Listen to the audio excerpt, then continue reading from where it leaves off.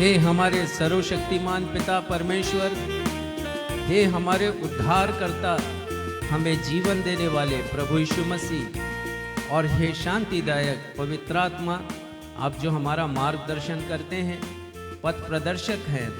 आज के इस रविवारी आराधना में हम आपकी उपस्थिति के लिए आपका स्वागत करते हैं और हृदय की गहराइयों से हम आप तीनों को धन्यवाद देते हैं। संत पतरस अपनी वृद्धावस्था में एक बड़े सताव से होकर के गुजरे जब उन्हें पतमुस नामक एक छोटे से द्वीप में, निर्जन द्वीप में कैदी बनाकर छोड़ दिया गया। वहां परमेश्वर पिता ने अद्भुत काम किया। अंत के दिनों के चिन्ह परमेश्वर पिता ने उस टापू पर, उनके हृदय पर अंकित किया। उन्होंने कई दर्शन देखे। आज एक दर्शन का चित्रण हम आपके सामने करेंगे। वो लिखते हैं अपनी प्रकाशित वाक्य नामक किताब में 7वें अध्याय के 9वें पद में, इसके बाद उन्होंने दृष्टि की और देखो, हर एक जाति और कुल और लोग और भाषा में से ऐसी बड़ी भीड़ जिसे कोई गिन नहीं सकता था, श्वेत वस्त्र पहने और अपने हाथों में खजूर की डालियां लिए हुए सिंहासन के सामने और मेमने के सामने खड़ी हैं और बड़े शब्द से पुकार कर कहती हैं, उद्धार के लिए हमारे परमेश्वर का जो सिंहासन पर बैठा है और मेमने का जय जयकार हो। परमेश्वर पिता को और प्रभु यीशु मसीह को वो धन्यवाद देते हैं, उनकी प्रशंसा करते हैं, उनका जय जयकार करते हैं उद्धार देने के लिए, मानव जाति को उद्धार देने के लिए। और वे रुकते नहीं हैं, आगे कहते हैं, हमारे परमेश्वर की स्तुति और महिमा और ज्ञान और धन्यवाद और आदर और सामर्थ और शक्ति युगान युग बनी रहे। तो आइए प्यारे भाइयों और बहनों, आज की इस रविवारी आराधना का प्रारंभ भी हम परमेश्वर पिता के महिमा के गीत को गाकर करें और हम सब कहें, आदर महिमा और जलाल सब तुझको मिले मेरे यीशु। आराधना करते हैं हम, महिमा गाते हैं और ये सब प्रशंसा हम आपको आज देते हैं। आइए हम सब मिलकर इस मधुर गीत को गाएं और आज की रविवारी आराधना का शुभारंभ करें। आदर महिमा जलाल सब तुझको मिले यीशु। आदर महिमा जलाल हम देते हैं तुझको। आदर महिमा जलाल सब तुझको मिले यीशु। आदर महिमा जलाल हम देते हैं तुझको। आराधना करते हैं, महिमा गाते हैं, तेरी स्तुति करते हैं, करते प्रशंसा तेरी। महिमा जलाल सब तुझको मिले यीशु। आदर महिमा जलाल हम देते हैं तुझको।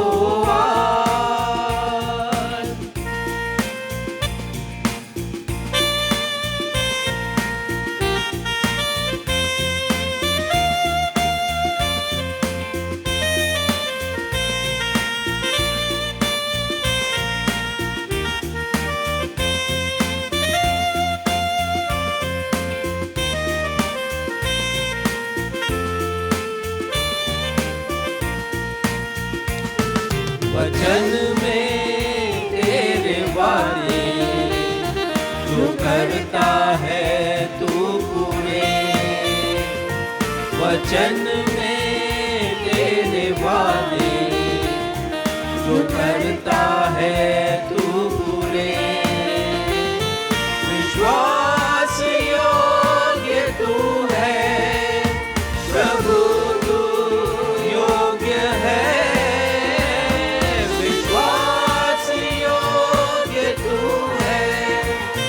प्रभु तू योग्य है, आदर महिमा जलाल सब तुझको मिले यीशु।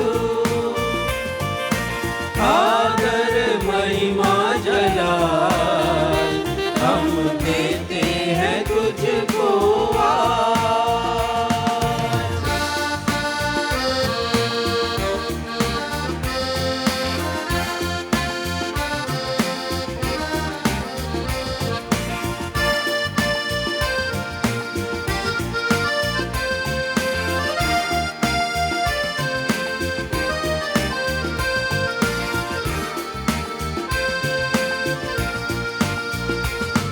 पराक्रम के काम तेरे, सामर्थी है तेरा नाम। पराक्रम के काम तेरे, सामर्थी है तेरा नाम। प्रभु हमारी ज्योति, हमारी है शरण। प्रभु हमारी ज्योति, हमारी है शरण।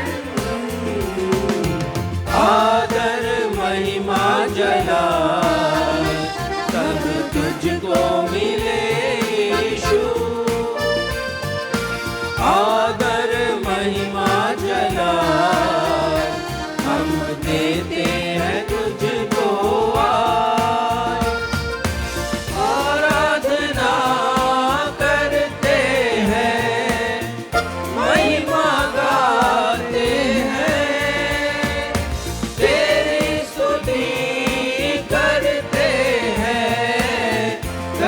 प्रशंसा तेरी। आदर महिमा जलाल सब तुझको मिले यीशु। आदर महिमा जलाल हम देते हैं तुझको हम देते हैं तुझको तुझको।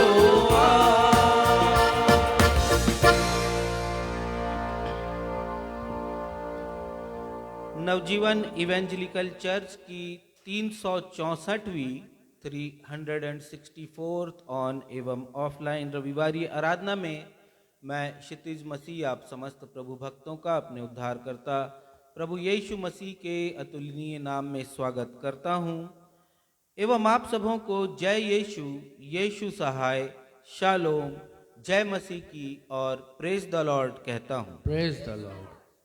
प्रिय भाइयों और बहनों, आप सभी को यह बात अच्छी तरह से मालूम है कि संसार में प्रत्येक व्यक्ति किसी न किसी पहचान के साथ जीता है। हम सब के पास भी अपनी पहचान को प्रमाणित करने के लिए, अपनी पहचान को जाहिर करने के लिए आवश्यक दस्तावेज जैसे आधार कार्ड, पासपोर्ट, ड्राइविंग लाइसेंस, जन्म प्रमाण पत्र वगैरह वगैरह का होना निहायत ही जरूरी है। लेकिन यह कैसी विडंबना है कि हम अपनी पहचान को इस संसार में साबित करने आवश्यक दस्तावेज बनाने के लिए एड़ी चोटी का जोर लगा देते हैं, लेकिन हम भूल जाते हैं कि हमें परमेश्वर के समक्ष भी अपनी पहचान को बनाए रखने की निहायत जरूरत है। संत पौलुस दूसरे तिमुथियुस दूसरे अध्याय के 19वें पद में लिखते हैं, यदि हम पर परमेश्वर पिता की पक्की छाप या पहचान का चिन्ह नहीं लगा है तो न्याय के दिन परमेश्वर पिता हमें नहीं पहचानेंगे। बाइबल में इस छाप या पहचान को परमेश्वर की मुहर भी कहा गया है। इस संसार के सारे पहचान पत्र तो मिट जाएंगे, परंतु परमेश्वर की मुहर सदा बनी रहेगी। जब न्याय का दिन आएगा तब धन, दौलत, पैसा, पद और प्रतिष्ठा कोई भी काम नहीं आएगी। न्याय के दिन केवल यह देखा जाएगा कि हमारे माथे पर किसकी मुहर लगी है। आज हमारी कलीसिया के पासबान साहब इसी विषय पर उपदेश प्रदान करेंगे, अतः आप आज के संदेश को अवश्य ही सुनिएगा एवं संपूर्ण आराधना में हमारे साथ बने रहिएगा।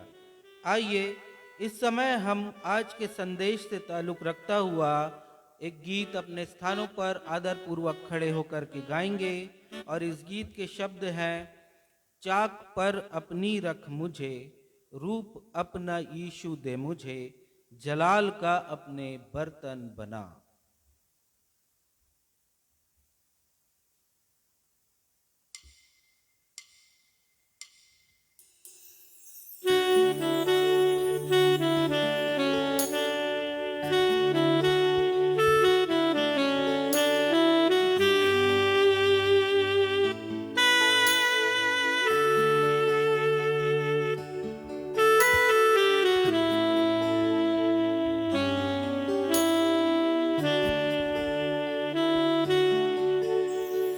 चाक पर अपनी रख मुझे, रूप अपना यीशु दे मुझे, जलाल का अपने बर्तन बना। आकार दे अपने हाथों से, तेरी मर्जी हो पूरी मुझसे, एक ऐसी मशक मुझको बना। चाक पर अपनी रख मुझे, रूप अपना यीशु दे मुझे, जलाल का अपने बर्तन बना। आकार दे अपने हाथों से, तेरी मर्जी हो पूरी मुझसे, एक ऐसी मशक मुझको बना। फरियाद है तुझसे खुदा, मुझको उठा, मुझको बना। फरियाद है तुझसे खुदा, मुझको उठा, मुझको बना। भर दे रूह से अपनी सामर्थ से, पंखों में अपने छुपा। मिट्टी में जान हूँ मुझको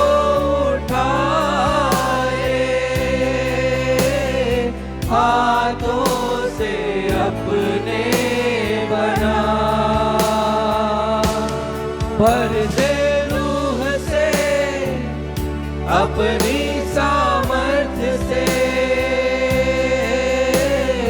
पंखों में अपने छुपा। मिट्टी में जान हूँ मुझको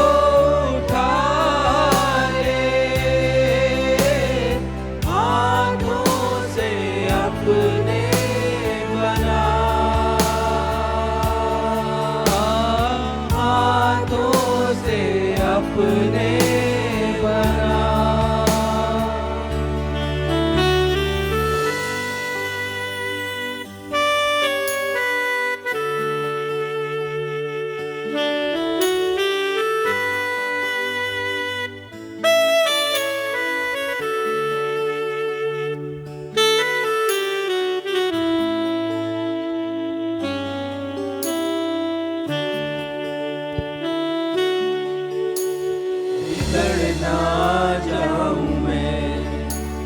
बिखर ना जाऊं मैं, तेरे हाथों में ही रहना चाहूं मैं।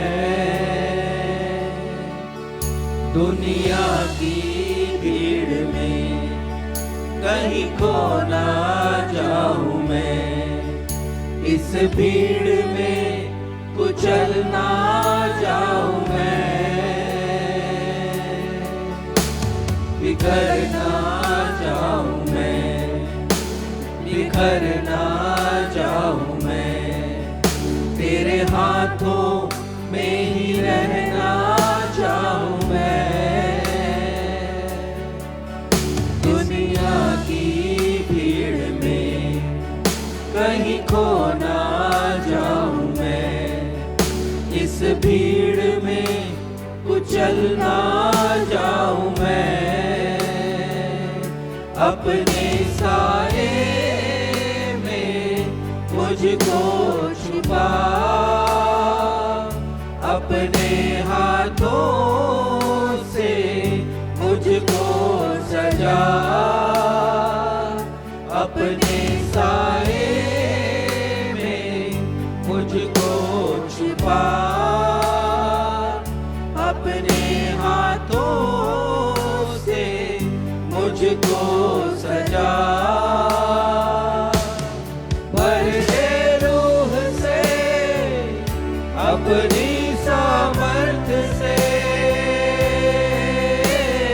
पंखों में अपने छिपा, मिट्टी में जान हो मुझको उठाए, हाथों से अपने बना। भर दे रूह से अपनी सामर्थ से, पंखों में अपने छिपा, मिट्टी में जान हो मुझको उठाए, हाथों से अपने बना, हाथों से अपने बना। Thank you Jesus, thank you Lord, thank you Jesus. महफूज हूँ मैं तेरे साए में खुदा, तेरा हाथ मैं कभी ना छोड़ूंगा। हाँ प्रभु, आमीन, ऐसा ही हमें। महफूज हूँ मैं तेरे साए में खुदा, तेरा हाथ मैं कभी ना छोड़ूंगा। अपने साए में मुझको छुपा, अपने हाथों से मुझको सजा, अपने साए में मुझको छुपा, अपने हाथों से मुझको सजा। भर दे रूह से अपनी सामर्थ से, पंखों में अपने छुपा, मिट्टी में जान हो मुझको उठाए, हाथों से अपने बना, हाथों से अपने बना, हाथों से अपने बना।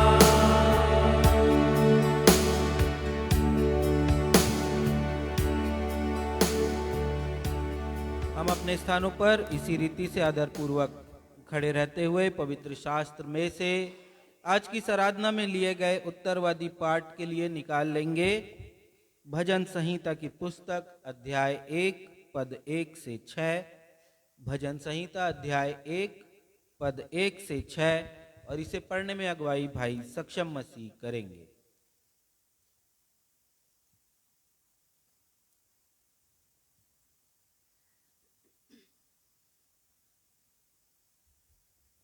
आइए हम सब मिलकर के धर्मशास्त्र से निकाल लें भजन संहिता उसका पहला अध्याय, जो कि एक मशहूर अध्याय भी है और आज के उत्तरवादी पाठ के लिए ये लिया गया है। तो हम सब मिलकर के भजन संहिता अध्याय 1 को, जैसा कि हमारा दस्तूर रहा है, उत्तरवादी की रीति से पढ़ लेंगे और अंत में सब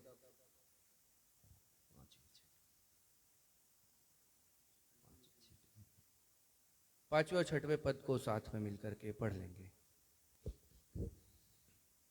क्या ही धन्य है वह पुरुष जो दुष्टों की युक्ति पर नहीं चलता और न पापियों के मार्ग में खड़ा होता और न ठट्ठा करने वालों की मंडली में बैठता है, परंतु वह तो यहोवा की व्यवस्था से प्रसन्न रहता और उसकी व्यवस्था पर रात दिन ध्यान करता रहता है।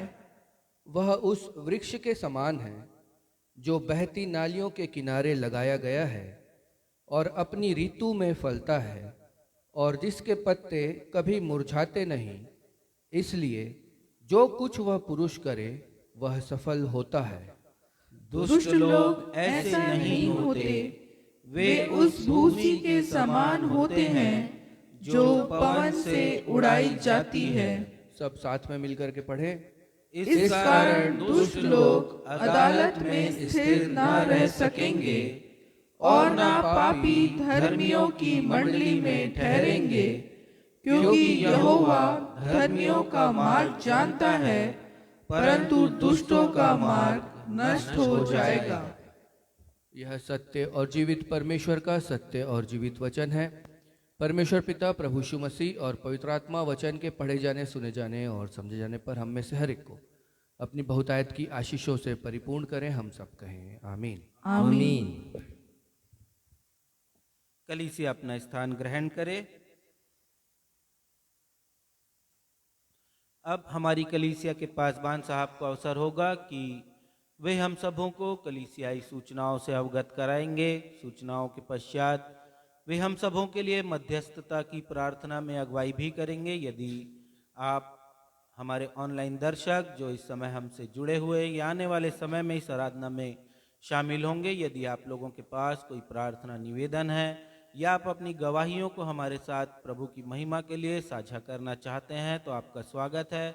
आप कृपया फेसबुक के कमेंट बॉक्स में, यूट्यूब के कमेंट में, मैसेंजर के माध्यम से या व्हाट्सएप के माध्यम से हमारी कलीसिया के पासबान साहब से संपर्क कर सकते हैं। हम अपनी दैनिक प्रार्थनाओं में आपके निवेदनों को स्मरण करेंगे।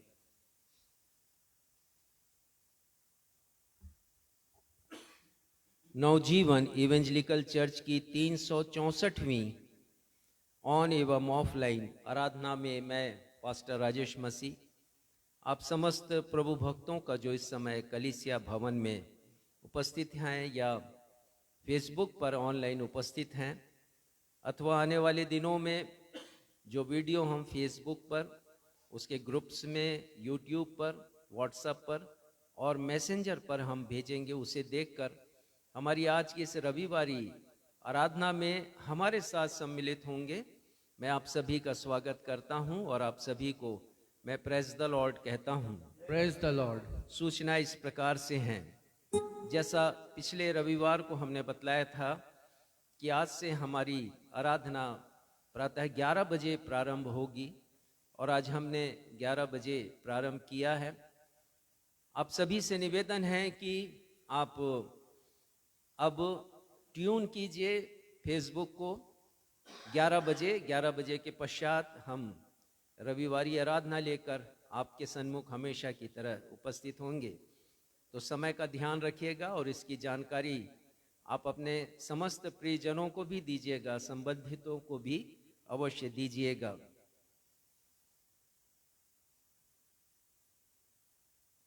प्रार्थना अनुरोध अन्य इस प्रकार से हैं।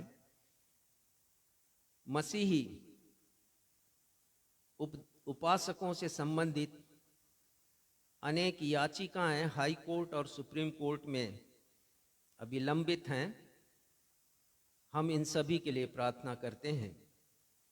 एक याचिका जो सुप्रीम कोर्ट में लंबित है, पेंडिंग है, जिसमें कहा गया है कि एंटी कन्वर्जन लॉ एक नागरिक के मौलिक अधिकारों का अर्थात फंडामेंटल राइट्स का हनन है। इसके ऊपर सुप्रीम कोर्ट विचार कर रहा है और सुप्रीम कोर्ट ने 12 राज्यों से जहां पर एंटी कन्वर्जन लॉज हैं और काम कर रहा है उनसे जवाब मांगा है।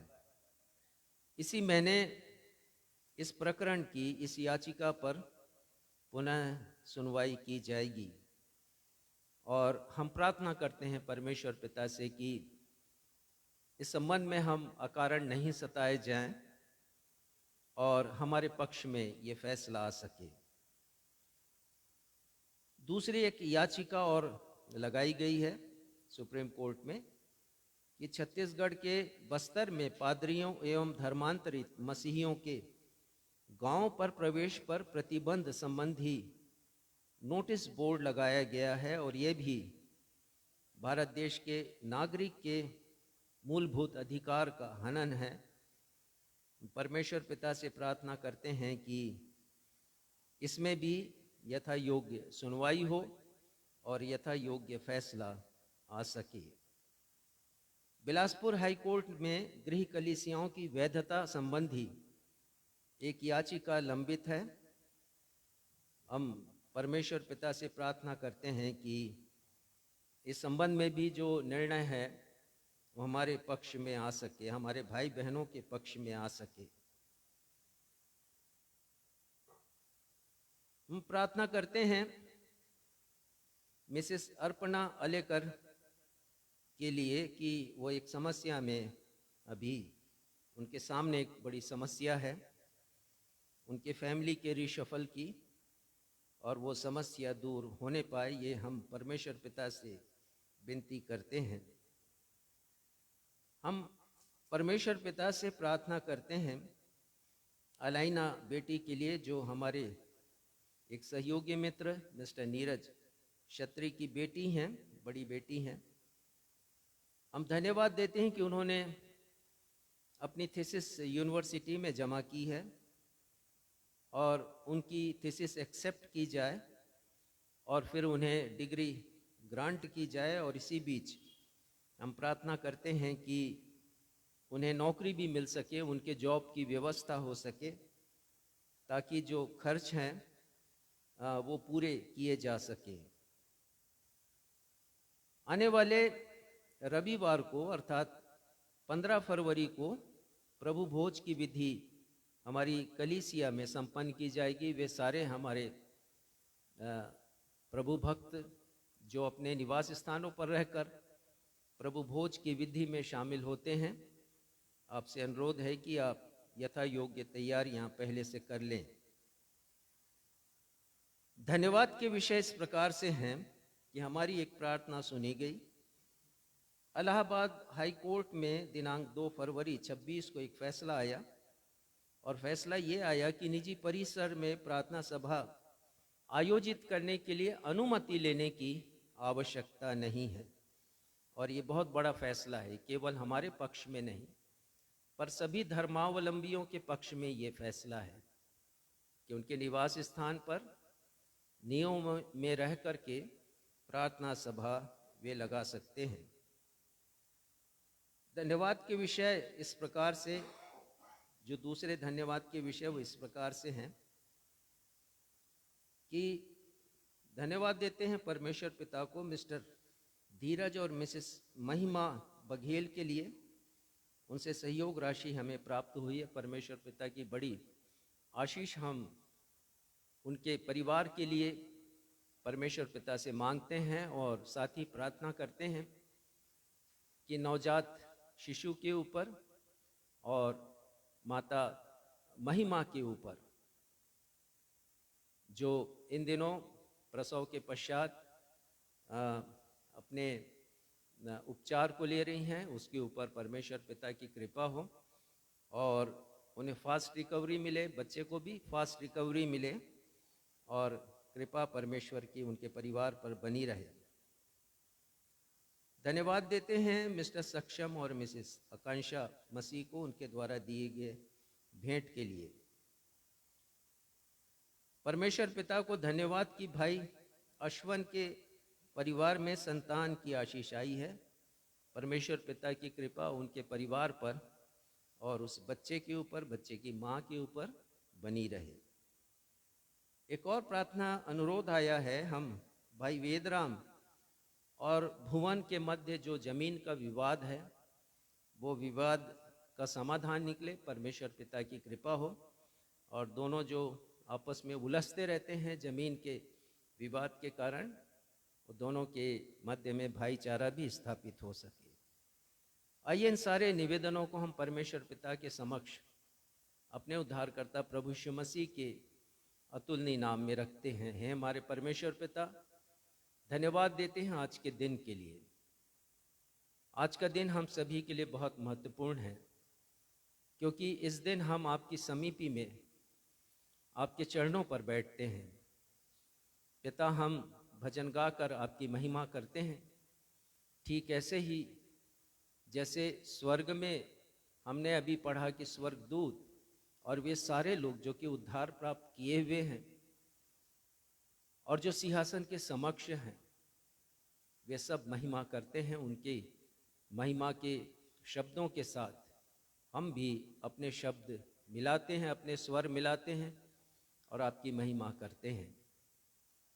यद्यपि ये छोटा सा झुंड है, लेकिन धन्यवाद देते हैं प्रभु यीशु मसीह के उस प्रतिज्ञा के लिए जिसके द्वारा उन्होंने हमें आश्वस्त किया है और कहा है कि जहाँ कहीं 2 या 3 मेरे नाम से एकत्रित होते हैं, मैं उनके मध्य में रहता हूँ।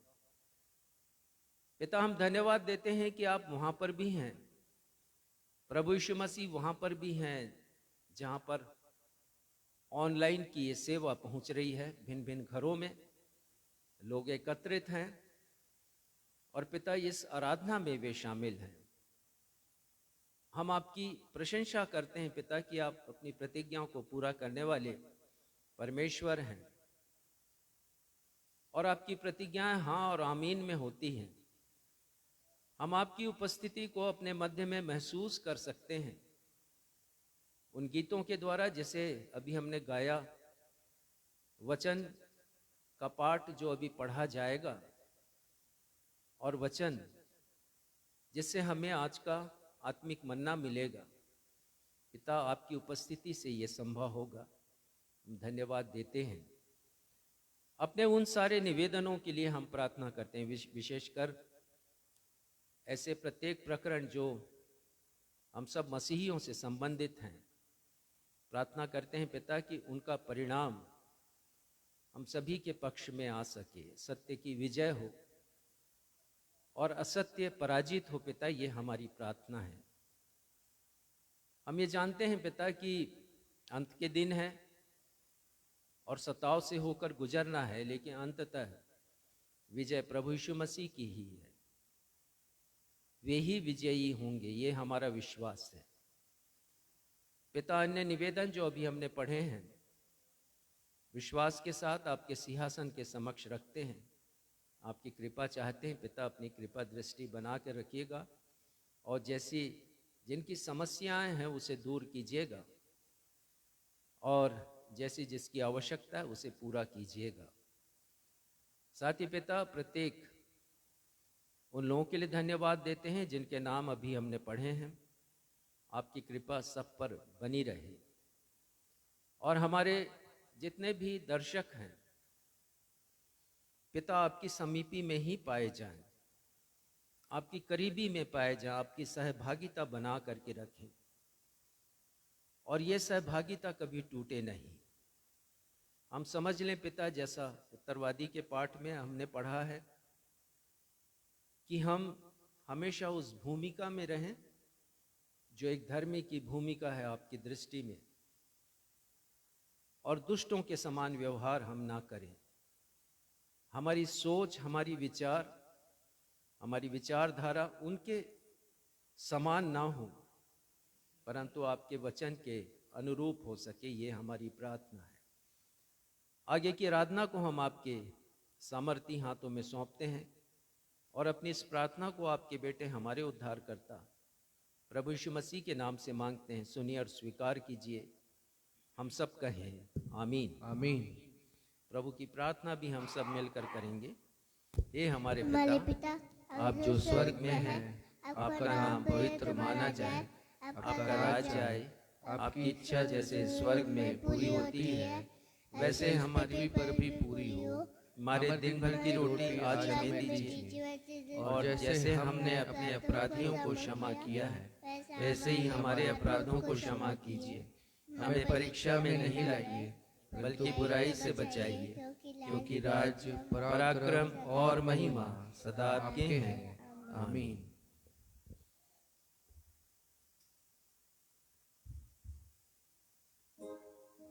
अब हम सभी के लिए यह अवसर होगा जब हम परमेश्वर पिता के द्वारा हमें प्रदान की गई आत्मिक एवं भौतिक आशीषों को स्मरण करते हुए अपनी भेंटों तथा धन्यवादी भेंटों को उनके उपकारों के प्रति अपना कृतज्ञ हृदय प्रकट करते हुए अर्पित करेंगे। यदि हमारे ऑनलाइन दर्शक भी अपनी भेंटों को हमारी कलीसिया के द्वारा जरूरतमंदों की सेवा कार्य या कलीसिया भवन के निर्माण या सुसमाचार की सेवा के लिए अपनी भेंटों को अर्पित करना चाहते हैं तो आपका स्वागत है। आप कृपया हमारी कलीसिया के पासबान साहब से संपर्क कर सकते हैं। आइए इस समय जब हम अपनी भेंटों को अर्पित करेंगे हम सभी मिलकर यह गीत गा लेंगे। गीत के शब्द हैं, यीशु मसीह भरोसा मेरा, तू ही सहारा है मेरा, मुश्किल समय में तू ही दिलासा, साथ रहेगा तू सदा।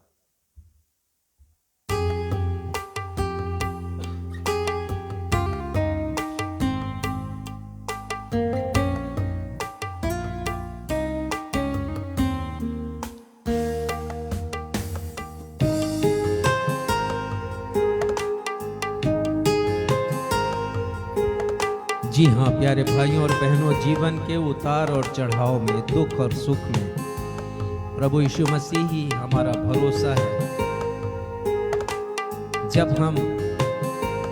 जब हमें सहारा नहीं मिलता तो वे हमारे लिए सहारा बन जाते हैं। मुश्किल समय में वो मित्र बन जाते हैं। आइए हम सब इस गीत को गाएं और अपनी भेंटों को अर्पित करें।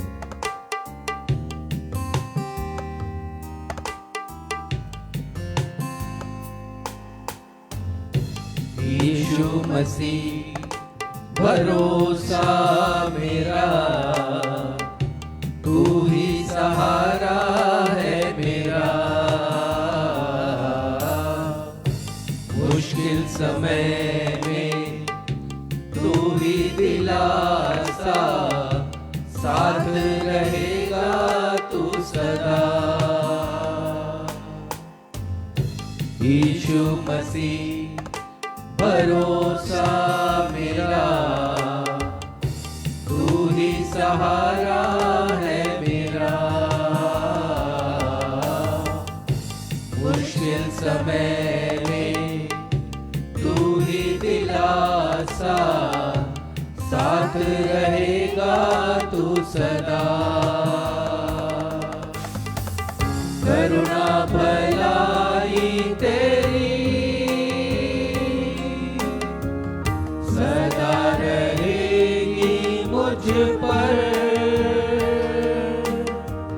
तेरी विश्वास योग्यता देखूंगा मैं उम्र भर। मैं हाथ उठाकर गाऊंगा, यीशु तेरा नाम रहे ऊंचा। मैं हाथ उठाकर गाऊंगा, यीशु तेरा नाम रहे ऊंचा, यीशु तेरा नाम रहे ऊंचा।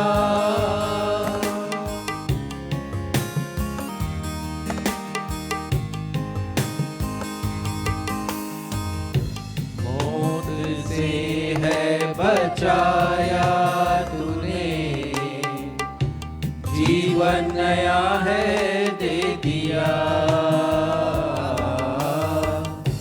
नाम ले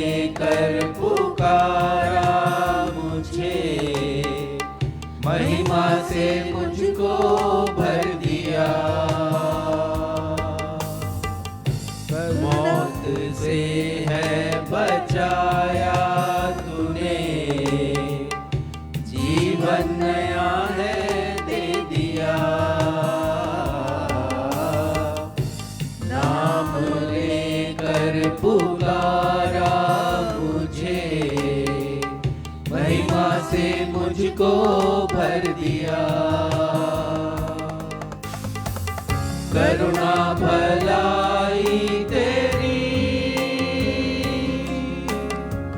सदा रहेगी मुझ पर, तेरी विश्वास योग्यता देखूंगा मैं उम्र भर। मैं हाथ उठाकर गाऊंगा, यीशु तेरा नाम रहे ऊंचा। मैं हाथ उठाकर गाऊंगा, यीशु तेरा नाम रहे ऊंचा। यीशु तेरा नाम रहे ऊंचा। यीशु तेरा नाम रहे ऊंचा।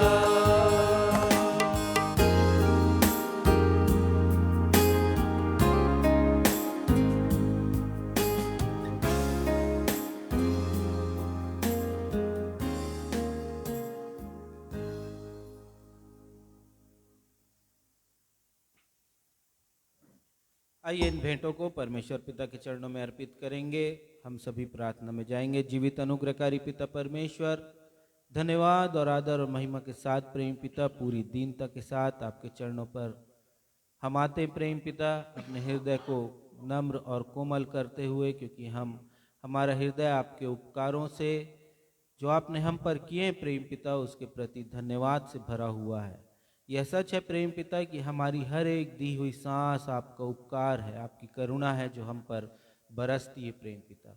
होने दीजिए कि हम हर समय आपको धन्यवाद देने वाले हो सके प्रेम पिता, क्योंकि जो कुछ मनुष्य इस संसार में करता है, जितना भी परिश्रम वो करता है, वो आपकी सामर्थ्य से परिपूर्ण होकर के करता है प्रेम पिता। ना तो हमारी कोई औकात है और न बिसात है, परंतु जो कुछ हमारे जीवन में दिया हुआ और करा हुआ है वह आपके द्वारा किया हुआ है। हम धन्यवाद देते प्रेम पिता इस समय जब हमने अपनी भेंटों को और अपने धन्यवादी हृदय को आपके समक्ष अर्पित किया है। अपनी धन्यवादी भेंटों को अर्पण करने के द्वारा हे पिता, हर एक देने वाला आपके समक्ष उपस्थित है, जिन्होंने अपनी जीवन में आशीषों को प्राप्त किया है, चंगाइयों को प्राप्त किया है और अपनी धन्यवादी भेंटों को आपके समक्ष लाए हैं। होने दीजिए प्रेम पिता ये धन्यवादी भेंट आपको ग्रहण योग्य होने पाए।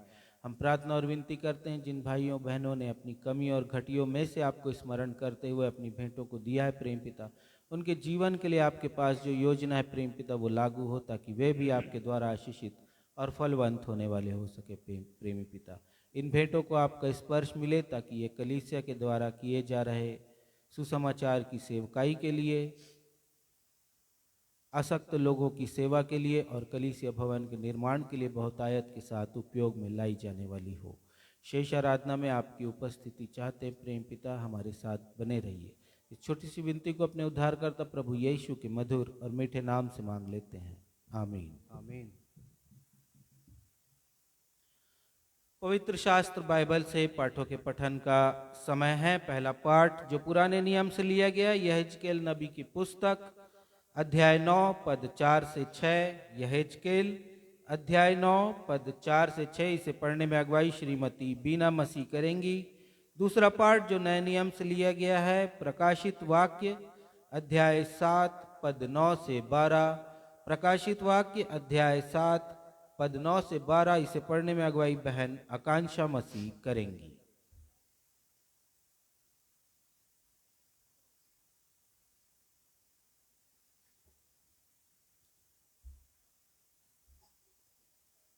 हमारे उद्धारकर्ता प्रभु यीशु मसीह के मधुर नाम में आप सबों को जय मसीह की। जय मसीह की। मैं पहला पाठ पुराने नियम से पढ़ लूंगी। यहेजकेल अध्याय 9 पद 4 से 6 तक। परमेश्वर के वचन में लिखा है, और यहोवा ने उससे कहा, उस यरूशलेम नगर के भीतर इधर उधर जाकर जितने मनुष्य उन सब घृणित कामों के कारण जो उनमें किए जाते हैं सांसें भरते और दुख के मारे चिल्लाते हैं, उनके माथों पर चिन्ह लगा दे। तब उसने मेरे सुनते हुए दूसरों से कहा, नगर में उनके पीछे पीछे चलकर मारते जाओ। किसी पर दया न करना और न कोमलता से काम करना। बूढ़े, युवा, कुंवारी, बाल बच्चे, स्त्रियां सबको मारकर नष्ट करो। परंतु जिस किसी मनुष्य के माथे पर यह चिन्ह हो, उसके निकट न जाना। मेरे पवित्र स्थान ही से आरंभ करो। अतः उन्होंने उन पुरनियों से आरंभ किया जो भवन के सामने थे।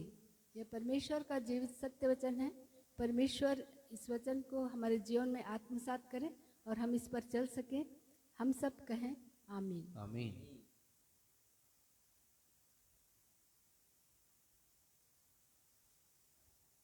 आप सबों को जय मसीह की। जय मसीह की। मैं आप लोगों के सामने पढ़ लूंगी दूसरा पाठ नए नियम से प्रकाशित वाक्य अध्याय 7 पद 9 से लेकर 12 तक। इसके बाद मैंने दृष्टि की और देखो, हर एक जाति और कुल और लोग और भाषा में से एक ऐसी बड़ी भीड़ जिसे कोई गिन नहीं सकता था, श्वेत वस्त्र पहने और अपने हाथों में खजूर की डालियां लिए हुए सिंहासन के सामने और मेमने के सामने खड़ी है और बड़े शब्द से पुकार कर कहती है, उद्धार के लिए हमारे परमेश्वर का जो सिंहासन पर बैठा है और मेमने का जय जयकार हो। और सारे स्वर्गदूत उस सिंहासन और प्राचीनों और चारों प्राणियों के चारों ओर खड़े हैं और वे सिंहासन के सामने मुंह के बल गिर पड़े और परमेश्वर को दंडवत करके कहा, आमीन। हमारे परमेश्वर की स्तुति और महिमा और ज्ञान और धन्यवाद और आदर और सामर्थ और शक्ति युगान युग बनी रहे, आमीन। परमेश्वर अपने पढ़े हुए वचन पर आशीष दे। हम सब कहे आमीन। आमीन। सुसमाचार पाठ के आधार में हम सभी अपने अपने स्थानों पर खड़े हो जाएंगे। आज का सुसमाचार का पाठ जो लिया गया है लूका रचित सुसमाचार अध्याय 21 पद 34 से 36। लूका अध्याय 21 पद 34 से 36 और इसे पढ़ने में अगुवाई कलीसिया के पासवान रेवरेंड राजेश मसीह करेंगे।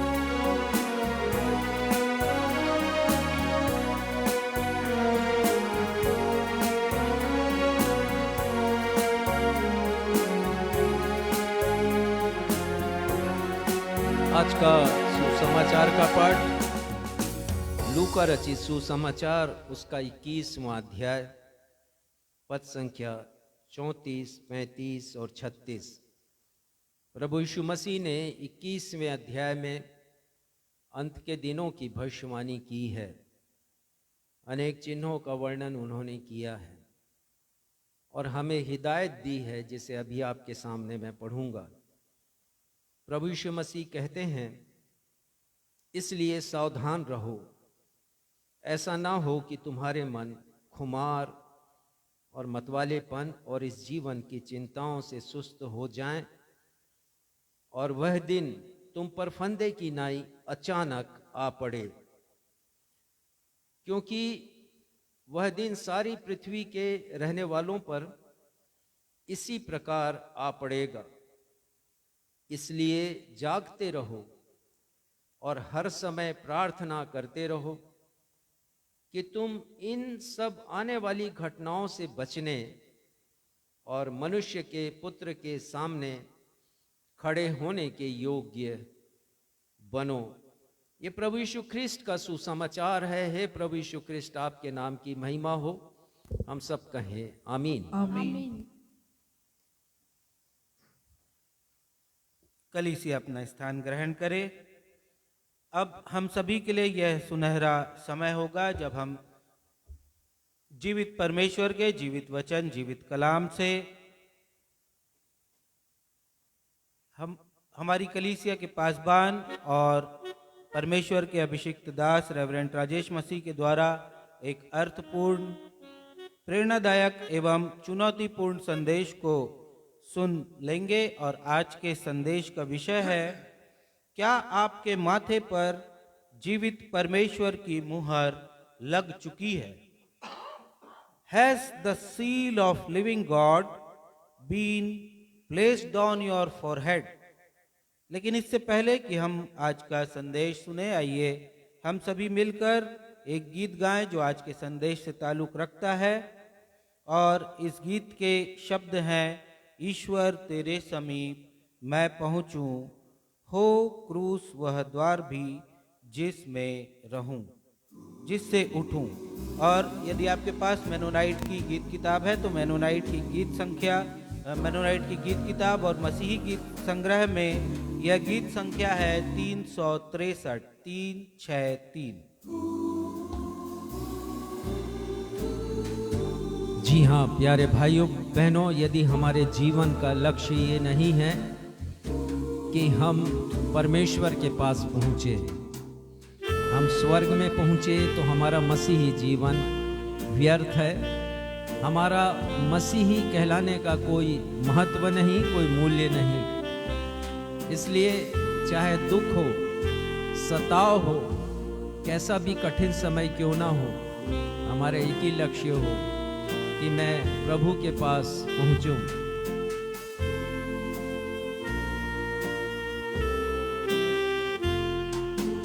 ईश्वर तेरे समीप मैं पहुँचूं, हो क्रूस वह द्वार भी जिससे उठूं।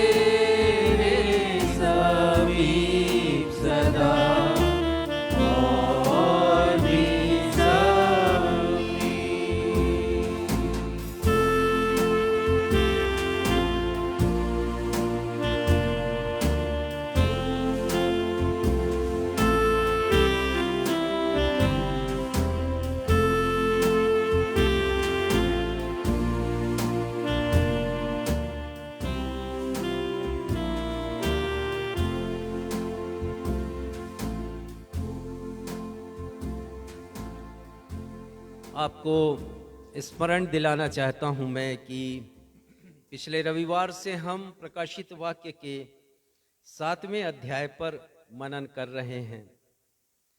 पिछले रविवार को जिस विषय पर हमने मनन चिंतन किया था वह विषय था आपके माथे पर किसकी मुहर लगेगी, परमेश्वर की या एंटी क्राइस्ट की। आपका चुनाव क्या है? आप किसे चुनते हैं मुहर लगाने के लिए, परमेश्वर को या एंटी क्राइस्ट को? फैसला आपका है। और बहुत अच्छा हो यदि आपने अभी तक फैसला नहीं किया है कि परमेश्वर की मुहर आपके माथे पर लगे, तो आज ही फैसला कीजिए। कहीं ऐसा ना हो कि ये कुछ लोगों के लिए अंतिम दिन हो। यह विषय प्रकाशित वाक्य के अध्याय 7 के पद संख्या 1 से लेकर 8 तक पर आधारित है। प्रकाशित वाक्य का 7वां अध्याय प्रथम 6 मुहरों के खोले जाने के पश्चात का और 7वें तथा अंतिम मुहर के खोले जाने के पहले का अध्याय है। 6वां मुहर खुला, उससे संबंधित घटनाएं घटित हुई और तब फिर ये 7वां अध्याय प्रारंभ होता है और तब तक इस अध्याय का क्रम जारी रहता है जब तक 7वां अध्याय 8वां अध्याय प्रारंभ नहीं होता, जहां पर 7वीं मुहर के बारे में हम पढ़ते हैं। प्रकाशित वाक्य के इस 7वें अध्याय को मैंने 4 भागों में विभाजित किया है ताकि हम प्रत्येक भाग में जो वर्णन आया है घटनाओं का उन्हें अच्छी तरह समझ लें और आत्मिक अर्थ को हम जान लें गहराई के साथ। प्रथम 2 भागों पर हम पिछले रविवार को अध्ययन कर चुके हैं, लेकिन फिर भी आपके स्मरणार्थ, आपकी याददाश्त के लिए मैं सारांश बताना चाहूंगा। जो प्रथम भाग है अध्याय 7 का, वो पद क्रमांक 1 से लेकर पद क्रमांक 3 तक हमें पढ़ने के लिए मिलता है और ये बहुत महत्वपूर्ण हिस्सा है अध्याय 7 का। यद्यपि 3 ही पद हैं, लेकिन अनेक बातों को हमने पिछले रविवार को सीखा है। आपको बताना चाहूंगा कि यह भाग परमेश्वर पिता के द्वारा क्रोध से परिपूर्ण किए जाने वाले अंतिम न्याय एवं दिए जाने वाले भयानक दंड के पहले परमेश्वर पिता के द्वारा दिखाई गई दया करने के महान गुण का शक्तिशाली उदाहरण प्रस्तुत करता है कि कैसे परमेश्वर पिता ने उस भयानक दिन में अपने न्याय को प्रकट किया और करने वाले हैं, लेकिन उसके पहले ही परमेश्वर पिता अपनी महान दया का प्रदर्शन भी करते हैं।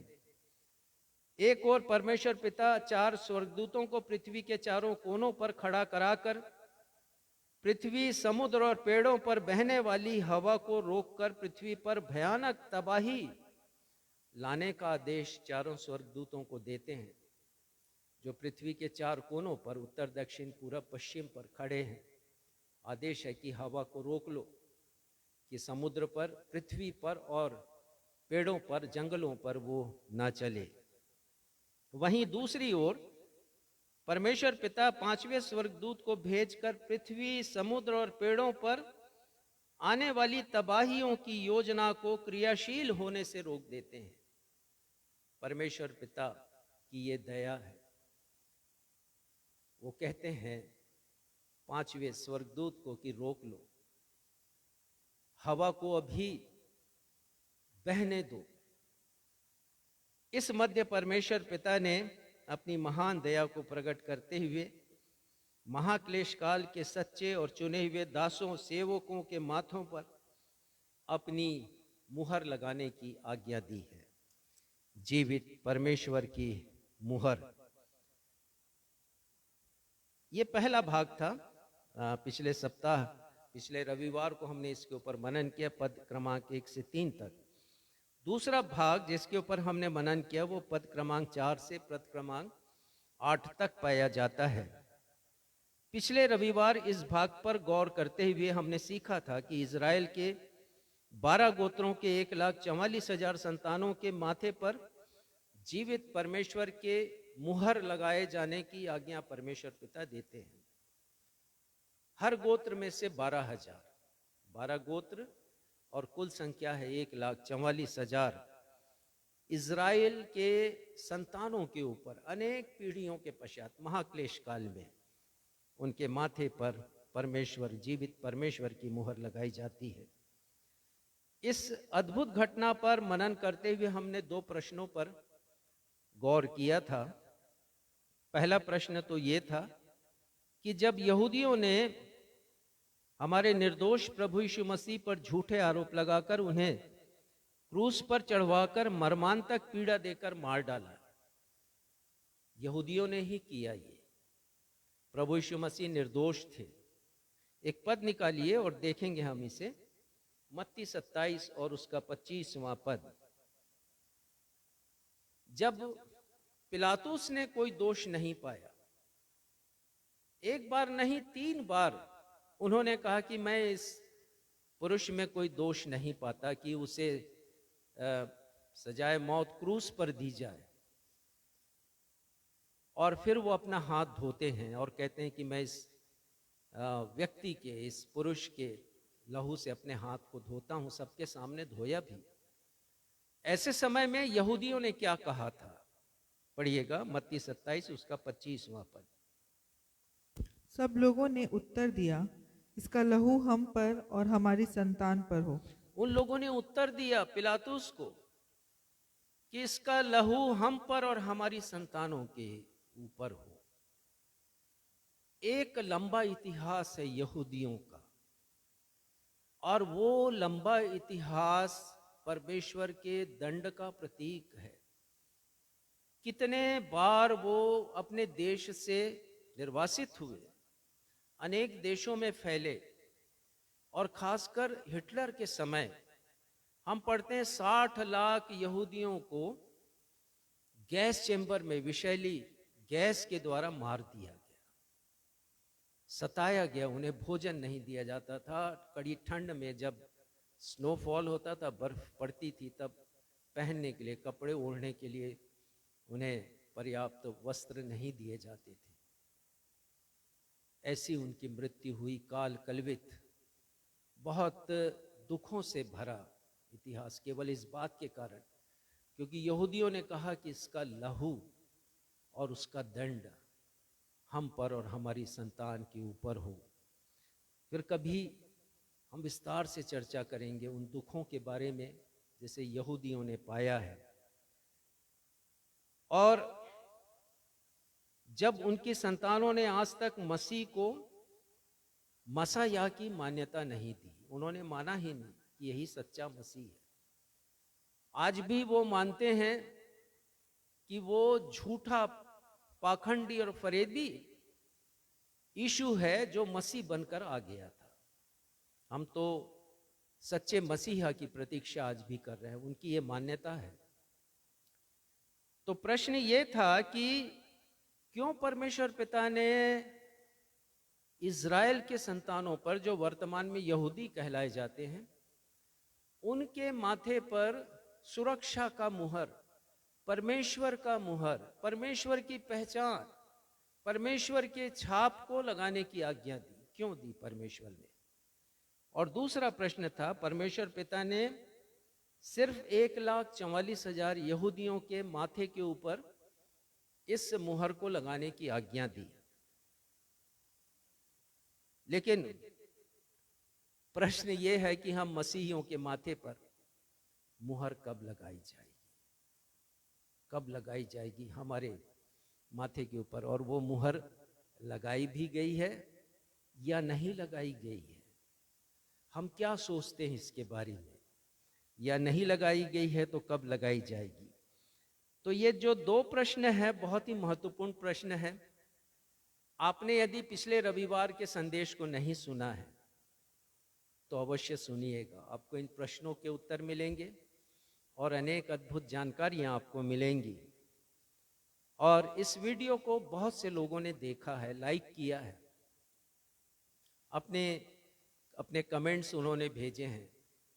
तो मैं चाहूँगा आपकी आत्मिक उन्नति के लिए, यदि आप चाहते हैं कि इन रहस्यों को जानें, प्रश्नों के उत्तर को जानें, तो पिछले रविवार के संदेश को अवश्य आप यूट्यूब पर और फेसबुक पर देखिएगा।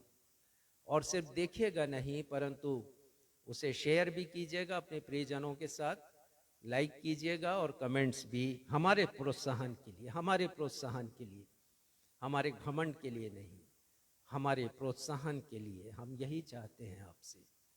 अवश्य लाइकिंग्स को भेजिए और अपने कमेंट्स लिखिएगा। आज हम प्रकाशित वाक्य के अध्याय 7 के पद 9 से 12 पर, जो तीसरा भाग है, उस पर हम मनन करेंगे। और आज के संदेश का विषय है, क्या आपके माथे पर जीवित परमेश्वर की मुहर लग चुकी है? क्या आप आश्वस्त हैं इस बात के लिए कि जीवित परमेश्वर की मुहर आपके माथे पर लग चुकी है? Are you sure about it? Has the seal of living God been placed on your forehead? क्या ये मुहर लग चुकी है? क्या आप समझते हैं कि इस मुहर का लगना आपके लिए कितना अनिवार्य है? केवल आवश्यक नहीं, अनिवार्य है। तो आज के संदेश को हम और उसके तीसरे भाग को समझेंगे, पद क्रमांक 9 से 12 तक। और इसमें हम दो प्रमुख बातों के ऊपर आज हम मनन करेंगे। पहली प्रमुख बात है जिसे मैं बताना चाहता हूं कि एक पद पढ़िएगा, प्रकाशित वाक्य 6 का अंतिम पद, 17वां पद। इसमें एक प्रश्न पूछा गया है, पढ़िए जरा। क्योंकि उनके प्रकोप का भयानक दिन आ पहुंचा है, अब कौन ठहर सकता है? हाँ, यहाँ पर संत यूहन्ना लिख रहे हैं कि परमेश्वर के प्रकोप का, परमेश्वर के क्रोध का भयानक दिन आ पहुंचा है। संत यूहन्ना इस बात को लिख रहे हैं और वो प्रश्न कर रहे हैं, अब कौन ठहर सकता है? इस पद को मैंने एम्प्लीफाइड बाइबल में देखा, आपको समझाने के लिए मैं बताऊंगा। उन्होंने लिखा है, अनुवाद किया है इस पद का इस तरह से, परमेश्वर के क्रोध प्रकट करने का भयानक दिन, परमेश्वर के प्रतिशोध लेने का भयानक दिन, परमेश्वर के दंड देने का भयानक दिन आ पहुंचा है। अब कौन परमेश्वर के सिंहासन के सामने खड़ा रह सकता है? Who can stand before the crown of God? परमेश्वर के सिंहासन के समक्ष, उनके ताज के समक्ष कौन खड़ा रह सकता है? अपने 25 जनवरी के संदेश में मैंने बड़ी स्पष्टता से आप सभी को बताया था कि बाइबल के परमेश्वर को हम कभी हल्के में नहीं ले, और अनेक उदाहरण मैंने दिए थे आपको। आप इस संदेश को भी अवश्य सुनिएगा। यदि आप परमेश्वर के क्रोध के बारे में, उनके रोष के बारे में, उनके प्रकोप के बारे में जानना चाहते हैं, उनकी जलजलाहट के बारे में, ये 4 शब्दों का प्रयोग हुआ है, अवश्य सुनिएगा। तो बाइबल के परमेश्वर को हम कभी हल्के में ना लें। ये जाने कि वो न्यायी परमेश्वर है, सिर्फ न्यायी नहीं परंतु दंडाधिकारी भी है। वो हमें दंडित भी कर सकते हैं हमारे पापों अपराधों के लिए, हमारे घिनौने कामों के लिए, हमारी दुष्टता के लिए, हमारी वादा खिलाफी के लिए परमेश्वर दंडित हमें कर सकते हैं। दूसरी बात, जरा एक पद निकालिएगा, रोमियो 2 उसका 4था पद, रोमियो 2 उसका 4था पद और उसका प्रथम हिस्सा पढ़िएगा। क्या तू परमेश्वर की कृपा और सहनशीलता और धीरज रूपी धन को तुच्छ जानता है? ये परमेश्वर के गुण हैं। संत पौलुस कहते हैं कि हम परमेश्वर की कृपा को तुच्छ ना जाने, निकृष्ट नहीं जाने, हम नजरअंदाज ना करें परमेश्वर की कृपा को, और दूसरी बात परमेश्वर की सहनशीलता को, और तीसरी बात परमेश्वर के धैर्य को हम कभी नजरअंदाज नहीं करें। और यदि हम नजरअंदाज करेंगे तो क्या होगा? 5वां पद पढ़िएगा, रोमियो 2 उसका 5वां पद। पर अपनी कठोरता और हठीले मन के अनुसार उसके क्रोध के दिन के लिए, जिसमें परमेश्वर का सच्चा न्याय प्रकट होगा, अपने निमित्त क्रोध कमा रहा है। जी, हम केवल क्रोध कमाएंगे परमेश्वर का। और मैंने बताया था आपको 25 जनवरी के संदेश में भजन संहिता 90 का उदाहरण देते हुए, मूसा नबी वहां लिखते हैं, कौन परमेश्वर के क्रोध के सामने खड़ा हो सकता है? परमेश्वर के क्रोध को कौन समझ सकता है? क्षमा करें, उसके क्रोध की शक्ति को और उसके रोष को कौन समझ सकता है? ये उन्होंने लिखा।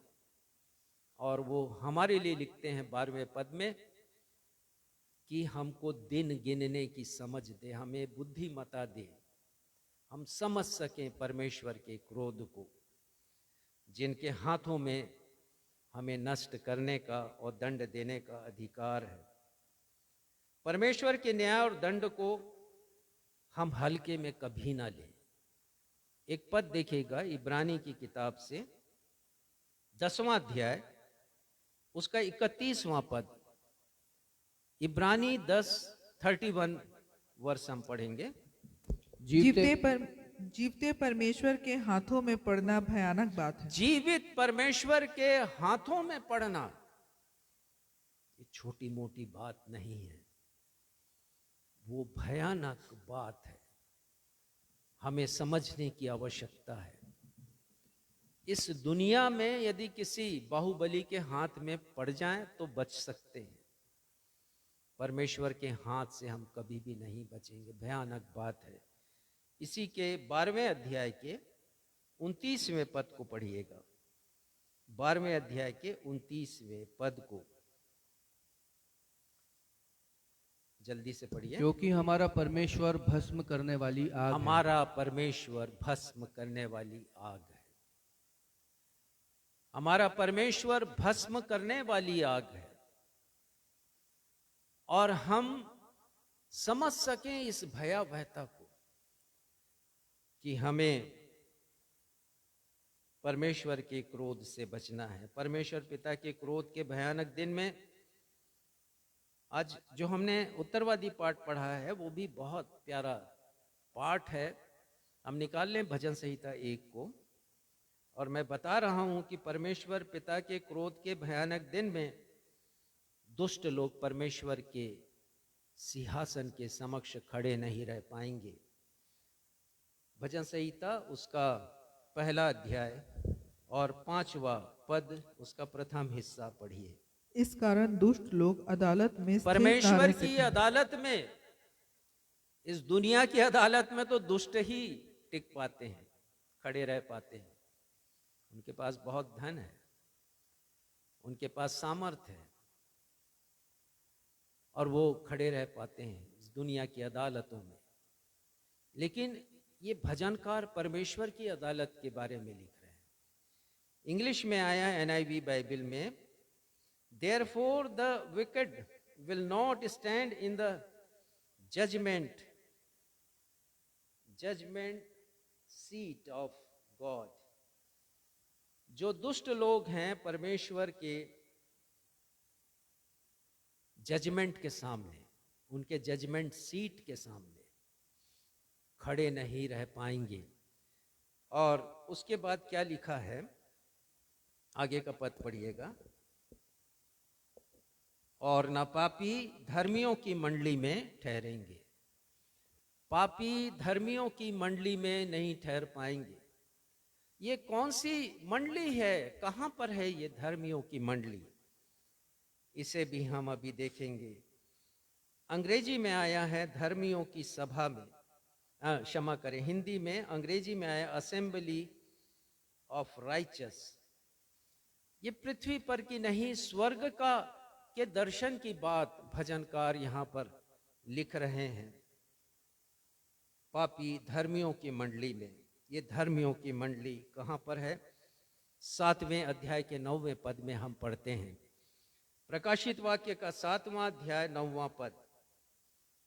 और ये सब लोग परमेश्वर के क्रोध के भयानक दिन में परमेश्वर के न्याय आसन के समक्ष खड़े हो जाएंगे।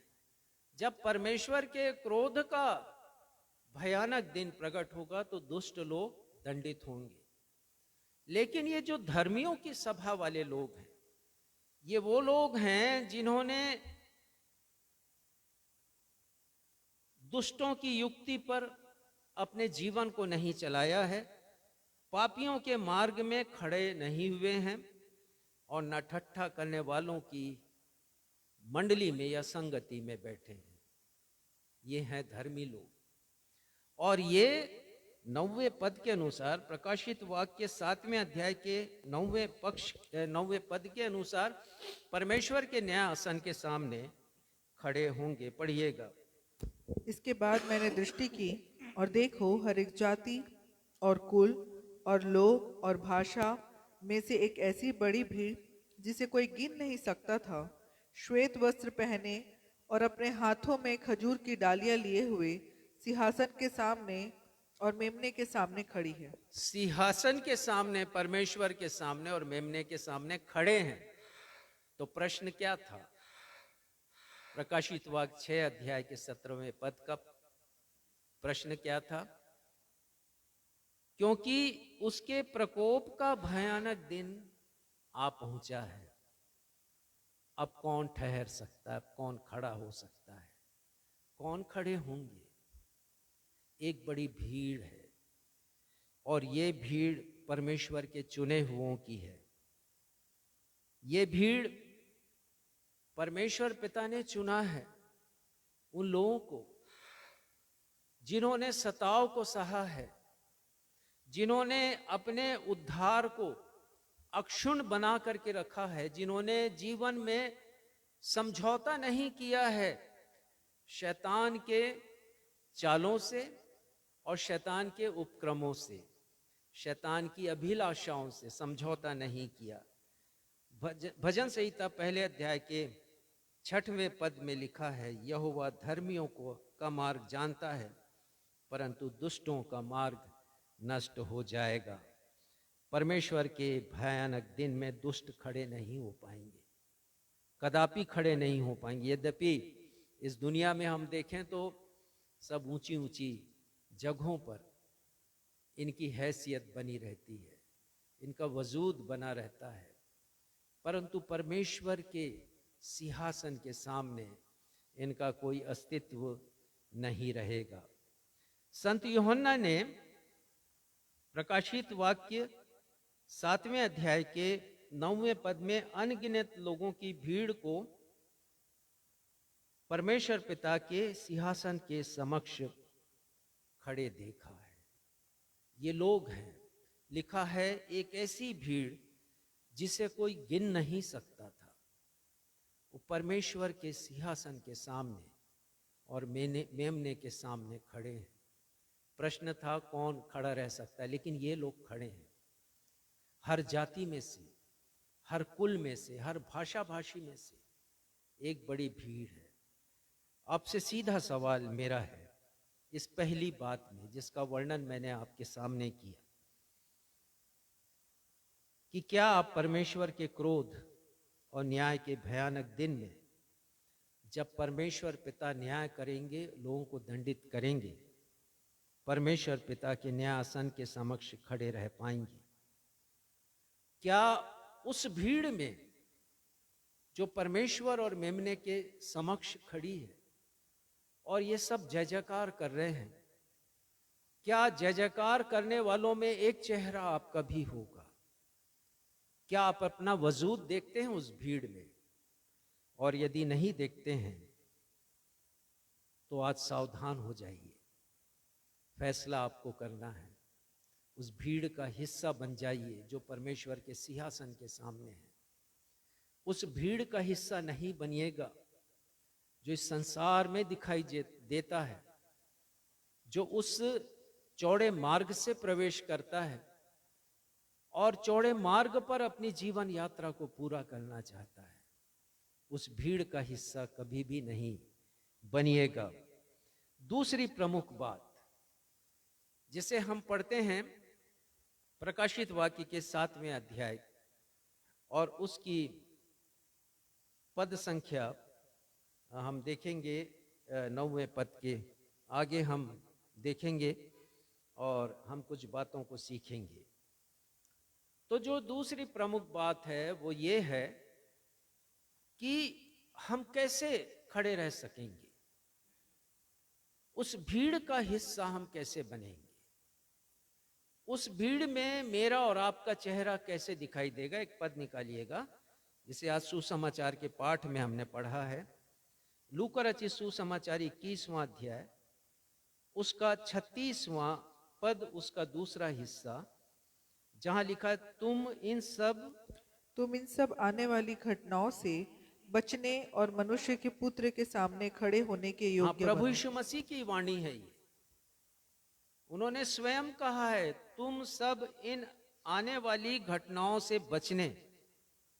कौन सी बातें भविष्य में घटने वाली हैं? वही बात है भयानक दिन परमेश्वर का जो इस पृथ्वी के ऊपर आने वाला है। वो न्याय का दिन और वो दंड देने का दिन है। प्रभु यीशु मसीह कहते हैं कि मनुष्य के पुत्र के सामने खड़े होने के योग्य बनो। इन सब बातों से हम कैसे बच सकते हैं, हम कैसे खड़े रह सकते हैं, यह एक बड़ा सवाल है और इसका जवाब हम ढूंढेंगे। प्रभु यीशु मसीह ने कहा कि खड़े होने के योग्य तुम बन सको। कौन कौन से गुण चाहिए हमें कि हम परमेश्वर के न्याय सिंहासन के सामने खड़े रह सकें, और जब न्याय हो तो परमेश्वर पिता हमारा स्वागत करें और कहें कि स्वर्ग का द्वार तुम्हारे लिए खुला है। कौन कौन से गुण हमें चाहिए? आज के इस स्थल से हम 4 गुणों के ऊपर चर्चा करेंगे और वो 4 गुण में सर्वोपरि जो गुण है मैं बताना चाहूँगा आपको, और वो गुण है कि एक हमारे पास डिग्री होना चाहिए स्वर्ग में प्रवेश करने के लिए। एक उपाधि की जरूरत है और आप सभी को जानते हैं कि संसार में भी डिग्री की कितनी जरूरत होती है। बिना डिग्री के हमें रोजगार मिलता नहीं है, बिना डिग्री के कोई जॉब नहीं मिलता है। ये कौन सी डिग्री की बात परमेश्वर का वचन कहता है? और ये डिग्री है उद्धार की डिग्री, उद्धार की उपाधि। यदि हम इससे सुशोभित किए गए हैं, यदि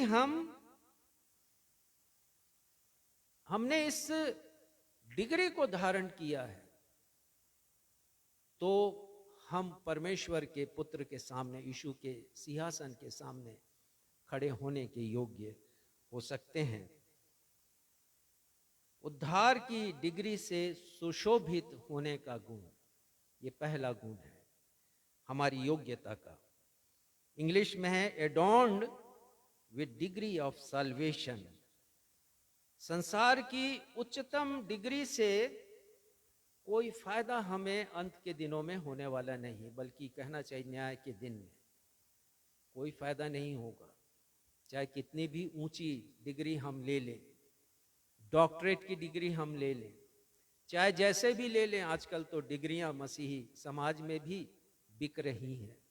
लोग बहुत शॉर्टकट अपनाने लगे हैं और डिग्री खरीद लेते हैं बिना परिश्रम किए। कोई सी भी डिग्री क्यों ना हो हमारे पास, या नोबेल प्राइज भी क्यों ना हो, जो संसार का सर्वश्रेष्ठ एक पुरस्कार है, कितनी भी उच्चतम योग्यता हमने हासिल क्यों ना की हो, लेकिन यदि ये उद्धार की डिग्री हमारे पास नहीं है, तो न्याय के दिन हमें कोई भी लाभ नहीं होने वाला है, ये जान लीजिए। कैसे मिलेगी ये डिग्री? बाइबल का एक बहुत बड़ा प्रश्न है जिसे अभी हम खंगालेंगे, देखेंगे।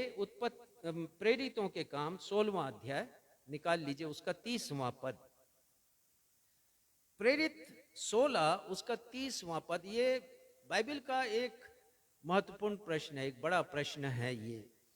और इसे बंदी गृह के जेलर ने पूछा, उस बंदी गृह जिसमें पौलुस और सिलास को रखा गया था, बंदी बनाकर, बिना किसी खास कारण के, अकारण ही उन्हें बंदी बना लिया गया था। और वहां पर एक घटना घटती है, और जब उस आश्चर्य कर्म को देखते हैं वो जेलर, तो वो प्रश्न पूछते हैं। पढ़िएगा वो प्रश्न क्या है। और उन्हें बाहर लाकर कहा, हे सज्जनों, उद्धार पाने के लिए मैं क्या करूं? उद्धार पाने के लिए क्या करूं? मैं इस डिग्री को पाना चाहता हूं क्योंकि मैं स्वर्ग जाना चाहता हूं। मैंने आपके गीतों को सुना है, मैंने आपके बारे में जाना है, आपके परमेश्वर के बारे में जाना है, तो मैं भी मुक्ति चाहता हूं, मैं उद्धार को पाना चाहता हूं। यदि आप इस पूरी घटना को पढ़ें तो आपको पता चलेगा कि जैसे ही भूंडोल आया, जेल की दीवारें गिर गईं और फाटक खुल गए, तो जेलर ने सोचा अब उसकी कहानी खत्म, उसने तलवार निकाल ली है अपने आप को खत्म करने के लिए, सुसाइड करने के लिए। लेकिन वहां संत पौलुस हैं, सिलास है, वो कहते हैं रुक जाओ, रुक जाओ। तब ये उसका ये प्रश्न आता है, और संत पौलुस जवाब देते हैं। 31 वर्ष पढ़िएगा, इसी के बाद का पद पढ़िए। उन्होंने कहा, प्रभु यीशु मसीह पर विश्वास कर, तो तू और तेरा घराना उद्धार पाएगा। वो कहते हैं कि प्रभु यीशु मसीह के ऊपर विश्वास कर। यदि तुम विश्वास करोगे प्रभु यीशु मसीह की सामर्थ पर, और ये विश्वास करोगे कि वो मुक्तिदाता है, ये विश्वास करोगे कि वो पापों को क्षमा करता है, तो ना सिर्फ आप उद्धार को प्राप्त करेंगे, परंतु आपका पूरा परिवार उद्धार को प्राप्त करेगा। कितना छोटा सा और कितना पूर्ण जवाब है ये अपने आप में। प्रभु यीशु मसीह पर विश्वास कर। लेकिन बाइबल कहती है कि सिर्फ विश्वास करने से उद्धार नहीं मिलेगा। यदि कोई सोचता है कि हम तो विश्वास करते हैं, जैसे अनेक लोग इस प्रकार की बातें करते हैं कि यीशु के ऊपर तो हम विश्वास करते हैं, लेकिन सिर्फ बोलने से उद्धार किसी को मिलेगा नहीं। इसके लिए बाइबल कहती है कि मन फिराना पड़ेगा। एक पद निकालिएगा, याकूब 2 और उसका 14वां पद। रिपेंट करना पड़ेगा। मन फिराना मतलब रिपेंट करना, रिपेंट मतलब पश्चाताप करना, पश्चाताप करना। जब तक हम पश्चाताप नहीं करेंगे तब तक हमें उद्धार मिलेगा नहीं। पढ़िएगा याकूब 2 उसका 14वां पद। हे मेरे भाइयों, यदि कोई कहे कि मुझे विश्वास है पर वह कर्म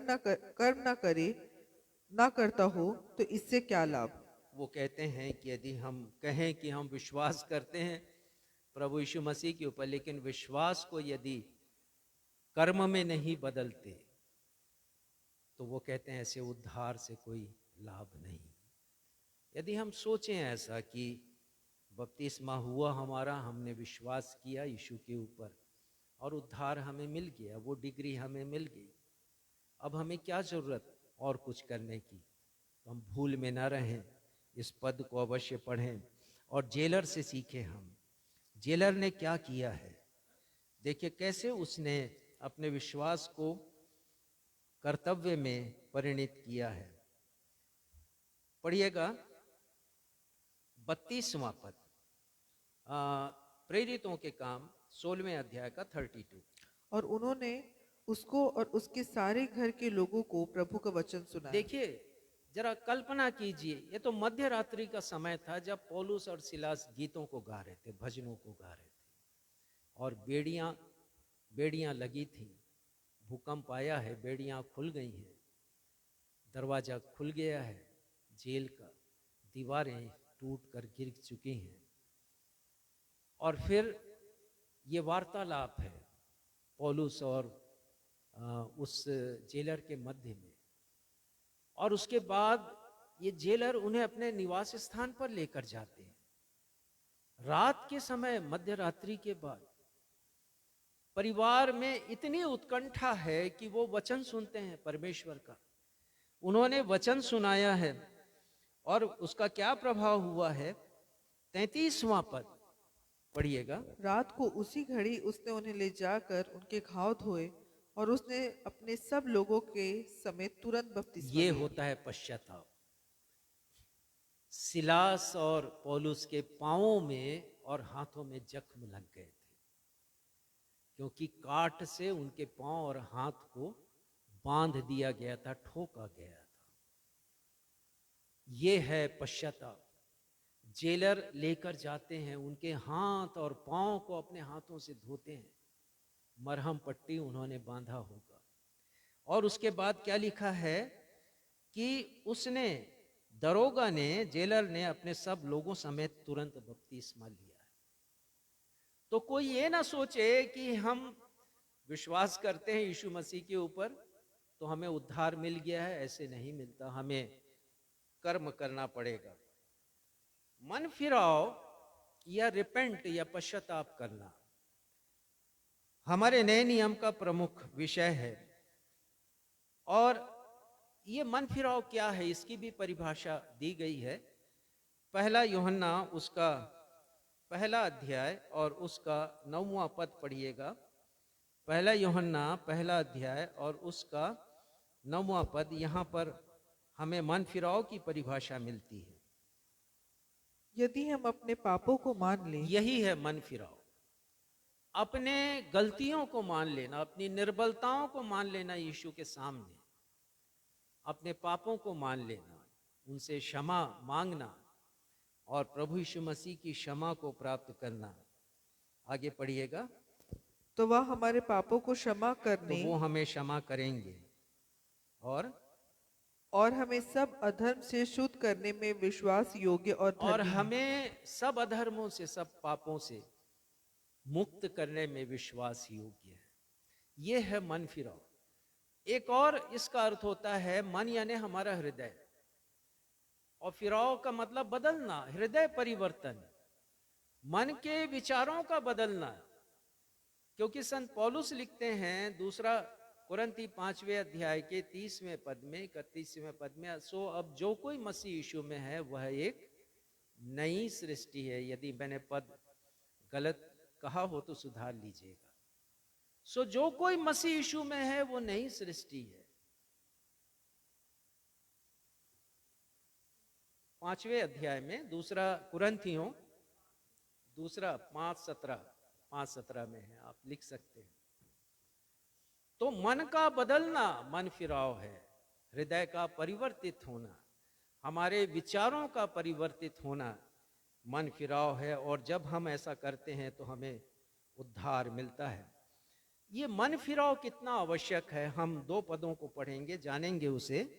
निकालिएगा लूका 13 उसका 3 पद।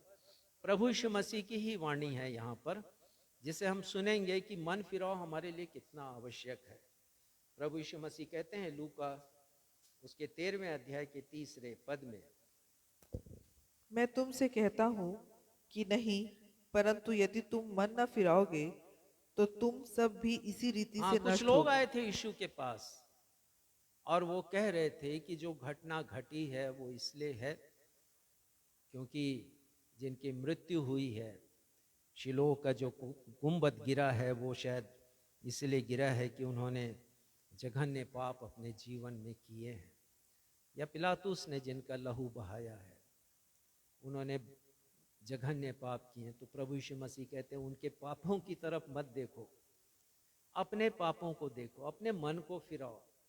यदि तुम मन नहीं फिराओगे तो इसी रीति से नष्ट होगे। मन फिराना हमारे लिए कितना जरूरी है कि प्रभु यीशु मसीह ने फिर से रिपीट किया। 5वां पद पढ़िएगा इसी का, लूका 13 5वां पद।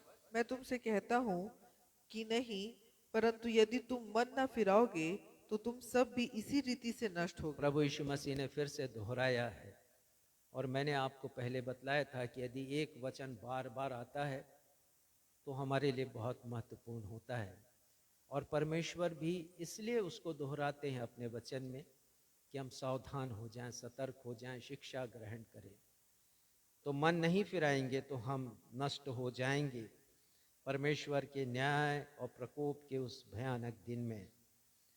उद्धार को पाने की अपेक्षा उद्धार को सहेज कर रखना ज़्यादा जरूरी है। इस बात को समझिएगा बहुत अच्छी तरह, क्योंकि बहुत से लोग ये सोचते हैं कि बपतिस्मा हमने लिया, हमने विश्वास प्रकट किया, हमें उद्धार मिल गया, लेकिन फिर हम लापरवाही करते हैं, उद्धार के लिए हम सजग नहीं रहते हैं। देखिए एक पद को पढ़िएगा, फिलिपियों 2 उसका 12वां पद, जो हमें बताता है कि हमें अपने उद्धार को बना कर रखना है, सहेज कर रखना है, उद्धार के कार्यों को करते रहना है। फिलिपियों 2 उसका 12वां पद। इसलिए हे मेरे प्रियो, जिस प्रकार तुम सदा से आज्ञा मानते आए हो, वैसे ही अब भी ना केवल मेरे साथ रहते हुए, पर विशेष करके अब मेरे दूर रहने पर भी डरते और कांपते हुए अपने अपने उद्धार के देखिए कार्य संत पूरा पौलुस करते लिख रहे हैं, डरते और कांपते हुए अपने अपने उद्धार का कार्य पूरा करते जाओ। कैसे होगा? आज्ञा पालन। प्रतिदिन हमें प्रभु यीशु मसीह के पास आना है, उनकी संगति में रहना, उनकी सहभागिता को बनाकर रखना है। किसी ने कहा है उद्धार केवल एक अनुभव नहीं है, केवल एक अनुभव नहीं है कि बपतिस्मा के दिन वो अनुभव हमें मिल गया। वो कहते हैं परंतु परमेश्वर के साथ सहभागिता बनाए रखने, परमेश्वर के साथ जुड़े रहने की एक जीवन शैली है, और ये प्रतिदिन की जीवन शैली होना चाहिए। उद्धार के लिए एक बात और कही जाती है कि उद्धार स्वर्ग में प्रवेश करने के लिए एक पासपोर्ट के समान है। जैसे हमारे पास यदि किसी विशेष देश का, राष्ट्र का पासपोर्ट हो, हम उस देश में जा सकते हैं बेहिचक, उसी प्रकार स्वर्ग यदि हम जाना चाहते हैं, ईश्वर के पास पहुंचना चाहते हैं, तो उद्धार की डिग्री का होना बहुत जरूरी है। जब हम उद्धार प्राप्त करते हैं, एक पद निकालिएगा, इफिसियों 1:13, प्रभु यीशु मसीह पर विश्वास करते हैं तो प्रभु यीशु मसीह हम पर पवित्र आत्मा की छाप या मुहर या चिन्ह लगा देते हैं। ये ध्यान रखिएगा, और इसी मुहर का होना बहुत जरूरी है। और इस संदेश का विषय भी यही है, क्या आपके माथे पर जीवित परमेश्वर की मुहर लगी है, लग चुकी है? वो छाप जो परमेश्वर पिता लगाना चाहते हैं हमारे माथे पर, जो हमारा परिचय देगी कि हम परमेश्वर के लोग हैं, क्या वो लगी है? पढ़िएगा इफिसियों 1:13।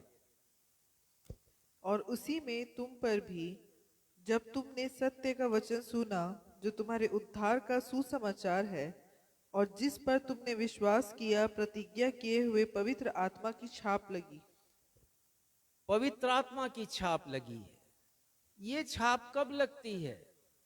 जिस दिन आप प्रभु यीशु मसीह को मुक्तिदाता करके स्वीकार करते हो, विश्वास करते हो, मन फिराते हो, और ये छाप तब तक लगी रहती जब तक आप उद्धार के कार्य को पूरा करते जाते हो।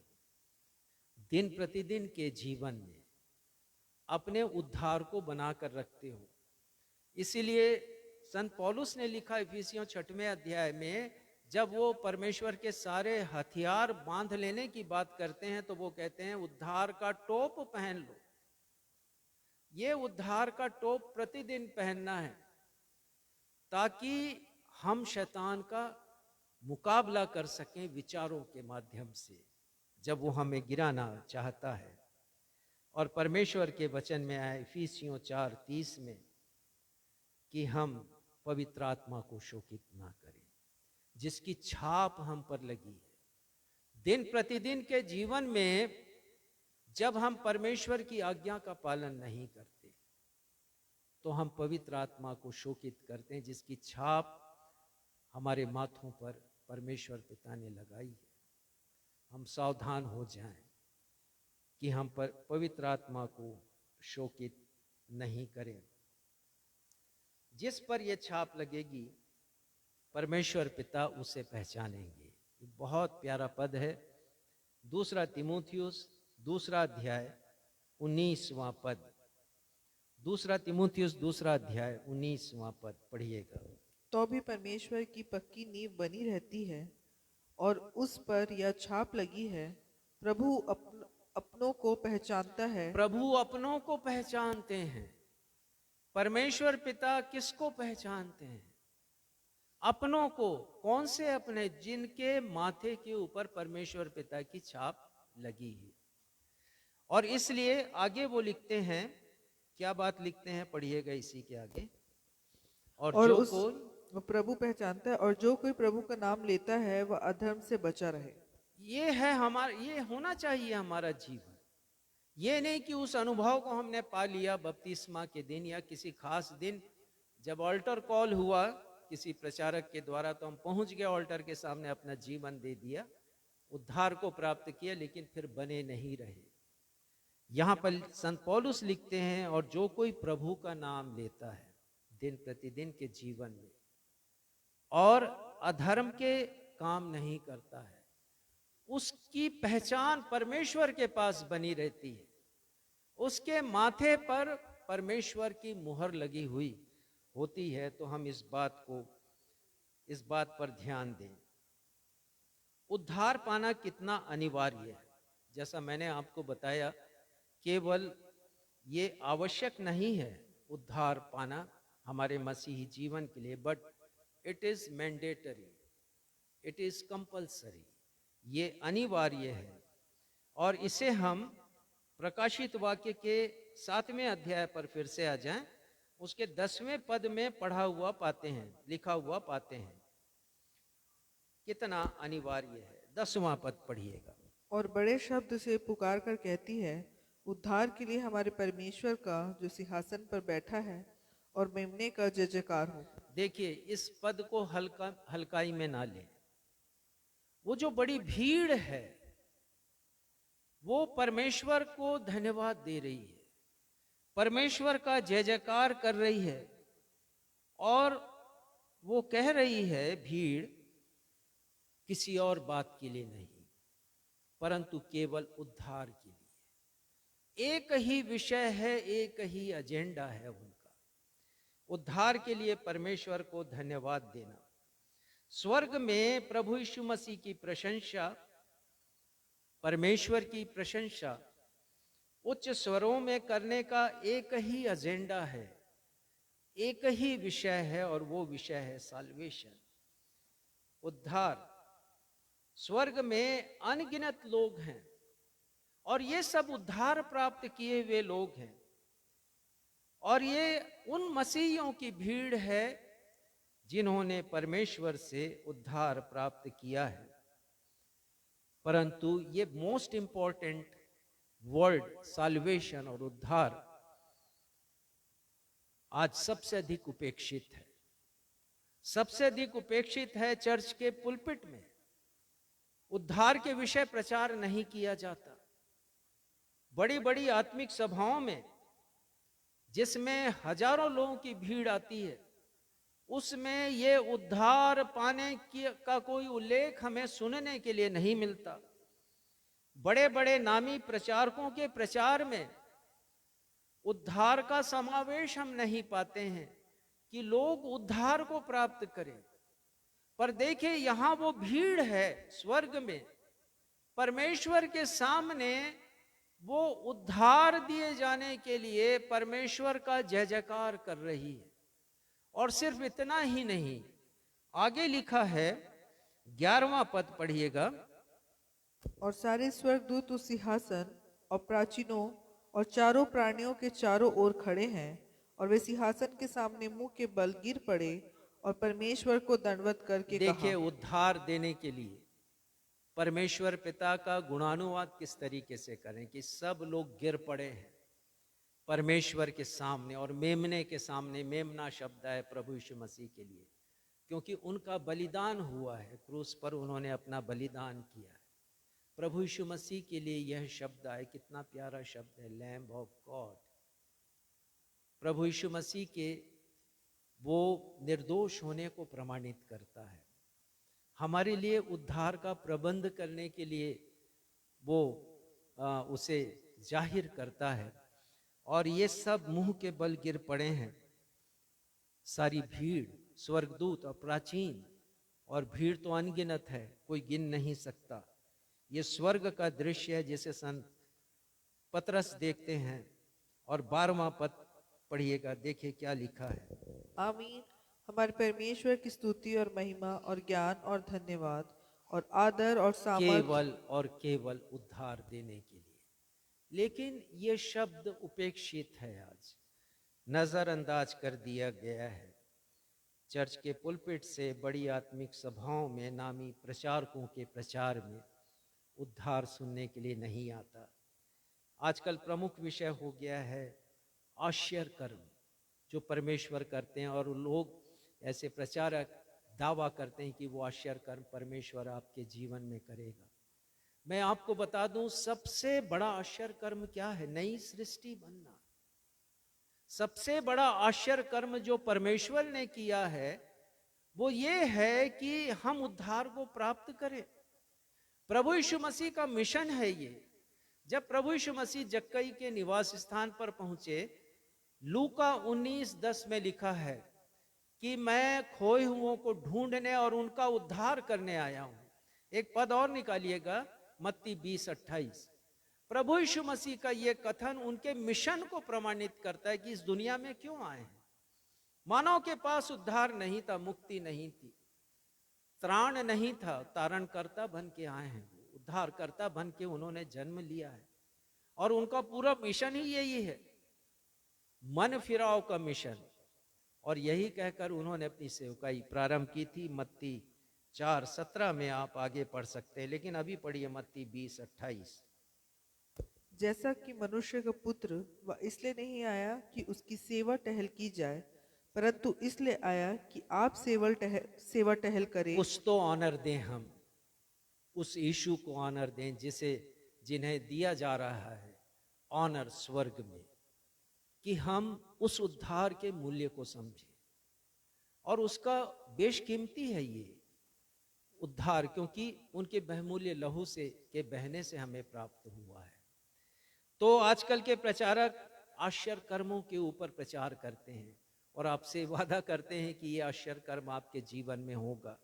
और वो प्रतिज्ञाओं की बातों को लेकर के आते हैं, परमेश्वर की प्रतिज्ञाओं को, और आप दावा करते हैं कि चंगाई आपको मिल जाएगी, सफलता मिल जाएगी, सुख विलास पाने के साधन आपके निवास स्थान पर आ जाएंगे और वस्तुएं आ जाएंगी, धन संपदा आपको मिलेगी, दीर्घायु जीवन आपको मिलेगा, आप निरोगी बने रहेंगे। ये परमेश्वर के वचन का बार बार उल्लेख कर ऐसा ही प्रचार करते हैं, बार बार करते हैं, और लोग भी खुश हैं। हजारों की भीड़ उनकी सभाओं में आती है। लेकिन प्रभु यीशु मसीह ने क्या कहा है? एक पद पढ़िएगा, लूका 9:25। लूका 9:25। प्रभु यीशु मसीह कहते हैं, यदि मनुष्य सारे जगत को प्राप्त कर ले, जितना वैभव है, जितनी संपदा है, सिर्फ पृथ्वी पर नहीं, प्रभु यीशु मसीह कहते हैं सारे जगत को, जितने ग्रह नक्षत्र सब कुछ मनुष्य प्राप्त कर ले। और आगे पढ़िएगा, यदि मनुष्य सारे जगत को प्राप्त करे और अपना प्राण खो दे या उसकी हानि उठाए तो उसे क्या लाभ होगा? देखिए, दो प्रकार के मसीही हैं। एक मसीही वो हैं जो केवल चंगाई को पाना चाहते हैं, भौतिक आशीषों को पाना चाहते हैं। आपको मिल भी जाएगा, मिलता है लोगों को, परंतु ये मिल जाए और उद्धार नहीं मिले तो आप कभी स्वर्ग नहीं जा पाएंगे। नोट कीजिएगा इस बात को। लेकिन आप बीमारी में हैं, आपको चंगाई नहीं मिली है, लेकिन उद्धार मिल गया है, तो निश्चित जानिए आप स्वर्ग जाएंगे। कौन सी बात महत्वपूर्ण है? केवल चंगाई और उपलब्धियों को, सफलताओं को पाना, या उद्धार को पाना। और इसीलिए पिछले रविवार के संदेश में मैंने कहा था कि फैसला आपको लेना है, चुनाव आपको करना है। आज का विषय फिर से आपके सामने रखूंगा। क्या आपके माथे पर जीवित परमेश्वर की छाप लगी है? क्या मुहर लग चुकी है आपके माथे पर? और यदि नहीं लगी है तो आज ही आपको इसके लिए प्रयत्न करना है।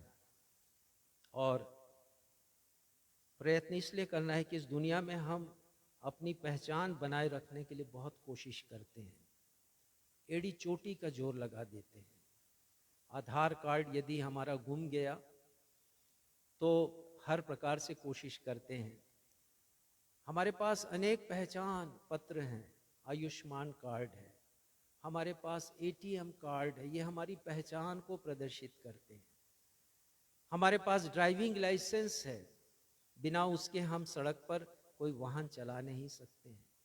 ये सब हमारी पहचान को प्रदर्शित करते हैं। और अभी एसआईआर हुआ है। एसआईआर के लिए लोगों ने वोटर लिस्ट में अपना नाम चढ़ाने के लिए, दर्ज कराने के लिए एड़ी चोटी का जोर लगाया। हम सब जानते हैं हमारा नाम वोटर लिस्ट में है कि नहीं। पर क्या कभी हमने सोचा है कि हमारा नाम उद्धार पाए हुए लोगों की सूची में है कि नहीं? देखिए, इस दुनिया के जितने कार्ड हैं एक दिन वो एक्सपायर हो जाएंगे। अधिकतर कार्ड्स में लिखा रहता है एक्सपायरी डेट, परंतु ये एक ऐसा कार्ड है, परमेश्वर का मुहर जो हमारे माथे पर लगा है, वो कभी एक्सपायर नहीं होगा, कभी नहीं होगा। हमारी पहचान नहीं मिटेगी यदि हम प्रभु यीशु मसीह में सहभागिता बना करके रखेंगे। तो इस बात को हम समझें, अच्छी तरह समझें कि जो परमेश्वर ने हमारे लिए नियुक्त किया है, हम उसी के अनुसार अपने जीवन को बिताएं, हम उद्धार को प्राप्त करें, ताकि हम परमेश्वर के सिंहासन के सामने खड़े होने की योग्यता प्राप्त करें। फैसला लें कि वो मुहर, वो छाप, वो पहचान हमारे मस्तिष्क पर लगी है। बहुत अच्छा उल्लेख यहेजकेल की किताब में आज हमने पढ़ा है और इसे आपके सामने रखूंगा मैं। देखिए कितनी अच्छी भविष्यवाणी है। यहेजकेल नबी ने हजारों वर्ष पहले, 2700 वर्ष पहले लगभग इसे लिख दिया। चौथा पद पढ़िएगा,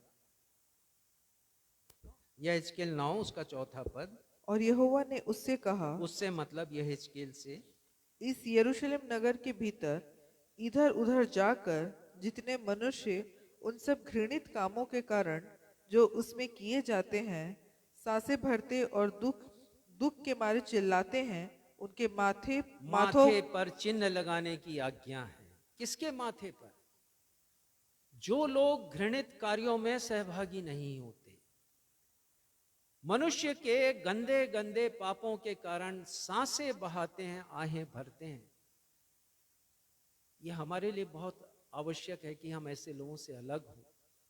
जो अलग हैं उनके माथे के ऊपर चिन्ह लगाने की आज्ञा दी है।